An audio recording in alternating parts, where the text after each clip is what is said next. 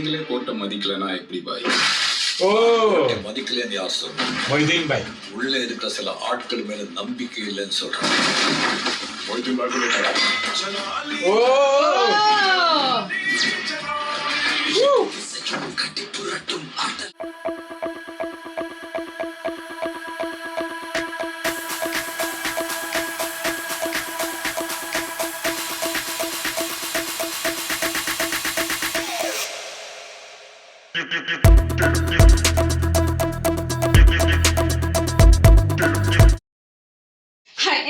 പുതിയ റിയാക്ഷൻ വീഡിയോയിലേക്ക് സ്വാഗതം. അപ്പൊ നമ്മൾ ഇന്ന് റിയാക്ഷൻ ചെയ്യാൻ പോകുന്നത് നമ്മൾ ഇന്നലെ കുറെ നേരമായിട്ട് കാത്തിരുന്ന് അത് വരാതെ ലാസ്റ്റ് നമ്മളെ പറമ്പിച്ച അവസാനം വരാണ്ടായപ്പോ നമ്മളെ വീഡിയോസ് അങ്ങനെ എഡിറ്റ് ചെയ്ത് ഇറക്കി അല്ലെ.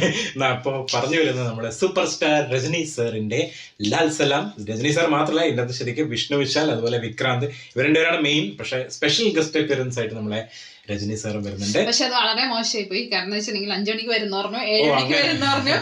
സംഭവം നമ്മൾ അത്ര നേരം വെയിറ്റ് ചെയ്ത് രാത്രി എന്തോ സമയത്താണ് വന്നത്. കാരണം അതുകൊണ്ടാണ് ശരിക്കും നമ്മുടെ 1-2 വീഡിയോസ് ഇന്നലെ ലേറ്റ് ആവാൻ കാരണം. നമ്മൾ അതിന് വേണ്ടി വെയിറ്റ് ചെയ്ത് ഒരുങ്ങിക്കിട്ടിരുന്നു, പിന്നെ മാറി, പിന്നെ അവരൊരു ഇൻഫർമേഷൻ തന്നില്ല. പിന്നെ എപ്പോഴും എനിക്ക് 8:30 9 മണിക്കോ എന്തോ ആണ് ഇറങ്ങിയത്. അപ്പൊ കുഴപ്പമില്ല, ചിലപ്പോ ഇങ്ങനെ ലോഞ്ച് നടക്കുന്നുണ്ടായിരിക്കും തോന്നുന്നു. അറിയില്ല, ലോഞ്ചിന്റെ വർഷം ഇന്നലെ വീഡിയോ ഒന്നും ഉണ്ടായിരുന്നില്ല. അറിയില്ല എന്താ സംഭവം എന്നുള്ളത്. ലാൽ സലാമിന്റെ ട്രെയിലർ, ഐശ്വര്യ രജനീകാന്തിന്റെ ഡയറക്ഷൻ, നമ്മളെ എ ആർ റഹ്മാൻ സാറിന്റെ മ്യൂസിക് നമുക്ക് എന്തായാലും നേരെ കണ്ടുവെക്കാം. ട്രെയിലർ ടീസർ നല്ല കിടിലായിരുന്നു സാർ. തുടങ്ങിയാലോ? ஊருக்குள்ள ஒரு ஆம்பளைங்கடா அம்புட்டு வரையும் போலீஸ் அரெஸ்ட் பண்ணி விடுதலிச்சு. இந்த நேரத்துல நல்லா இருந்த ஒரு சுடுகாடு ஆயிட்டீங்களா? Lyca productions. ஓ பையன் திரும்பி இந்த ஊரே திரும்பி பார்க்குற அளவுக்கு வருவான். இது இந்த ஆத்தமோட சத்தியம். செபாஸ்டியன் ப்ரோசஸ். வைபோ நல்ல விஷ்ணுசாமி ஃபைட் பண்ணால. கூட வாழ முடியாது. டேய் என்னங்கற? என்ன? என்னமோ இந்த வருஷத்துல இந்த முராபாத்காரங்களுக்கு தேதியே தர மாட்டேன்னு சொன்னீங்க. இப்ப முதல் தேதியா புடிச்சு கொடுத்துறீங்க. இன்னும் 6 மாசத்துல எலெக்ஷன் வர போகுது ராஜி. அவங்க ஓட்டெல்லாம் ரொம்ப முக்கியம். ஓடிகா லட்சசானோ தேடிகா லட்சசானோ வந்து ஆடியல பாரு ഓ ഈ പാട്ട് ഇറക്കിണ്ടായിരുന്നു. കണ്ടില്ല. கூட்டம் சேர்க்கிறவனை விட யார் பின்னால கூட்டம் சேருதோ அவன் ரொம்ப ஆபத்தானது. இனிமே அவனை உயிரோட விடக்கூடாது.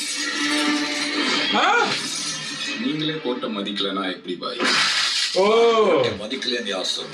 மொய்தீன் பாய் உள்ள இருக்கிற சில ஆட்கள் மேல நம்பிக்கை இல்லைன்னு சொல்றாங்க. மொய்தீன் பாய் ஓ கட்டி புரட்டும் ஆட்டல் இவனின் பையன் சாதிச்சா வீட்டுக்கு பெருமை, பையன் சாதிச்சா நாட்டுக்கே பெருமை. இவன் நாட்டுக்கே பெருமை தேடி கொடுப்பான். திருவிழா அன்னைக்கு மட்டும்தான் என் பையன் என் பேர பிள்ளைங்க எல்லாம் கூட இருப்பாங்க. நானா வருஷம் பூரா வாட்டுறது இந்த 2 நாளைக்கு தாண்டா.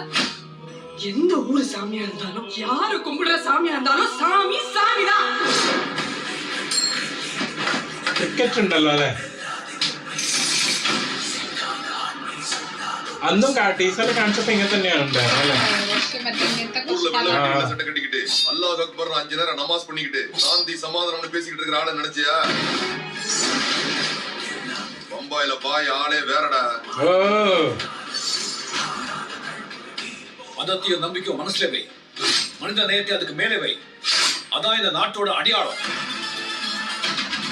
തുളയല്ലേ?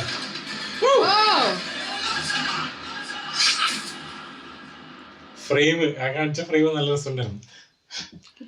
അതായത് അല്ലേ? യെസ്, കാരണം വെച്ചാല് നല്ലൊരു കണ്ടന്റ് ഉള്ള പോലെ ഉണ്ട് സിനിമന്റെ. ആ ഒരു കഴിഞ്ഞ ടീസറിലായാലും ട്രെയിലറിലായാലും ആ ഒരു ക്രിക്കറ്റിന്റെ ആ ഒരു ആംബിയൻസും കാണിക്കുന്നുണ്ട്, മതത്തിന്റെ സംഭവങ്ങളും പറയുന്നുണ്ട് അല്ലെ? ആ ഒരു ടൈപ്പ് ആ സംഭവങ്ങളൊക്കെ ഉണ്ട് സിനിമന്റെ അകത്ത്. എന്തൊക്കെയെല്ലാം ഉണ്ട് പേരില് തന്നെ ലാൽ സലാം സംഭവങ്ങളാണ്. അപ്പൊ അതുകൊണ്ട് തന്നെ എനിക്ക് തോന്നുന്നത് പടം ഏത് രീതിയിലാണ് എല്ലാം ഡയറക്ടറിന്റെ കയ്യിലാണ് ഇരിക്കുന്നത്, എങ്ങനെയായിരിക്കും. കാരണം ഇതിന് 2 വശങ്ങൾ വരാം. പക്കാ നെഗറ്റീവ് ആവാം, പക്കാ പോസിറ്റീവ് ആകാം. അങ്ങനെയായിരിക്കും ഈ പടം ആവാൻ പോകുന്നതെന്ന് എനിക്ക് തോന്നുന്നു. തോന്നുന്നു. മിഡിൽ വരാൻ സാധ്യതയില്ല. ട്രെയിലറിന്റെ അകത്ത് നല്ല രീതിയിൽ പറയുന്നുണ്ട്, അതായത് കംപ്ലീറ്റ്ലി നമുക്ക് ഇട്ട് തരുന്നില്ല എന്താന്നുള്ളത്, അവിടെ ഇവിടെയൊക്കെ ആയിട്ട് ആ സംഭവം കാണിക്കുന്നത്.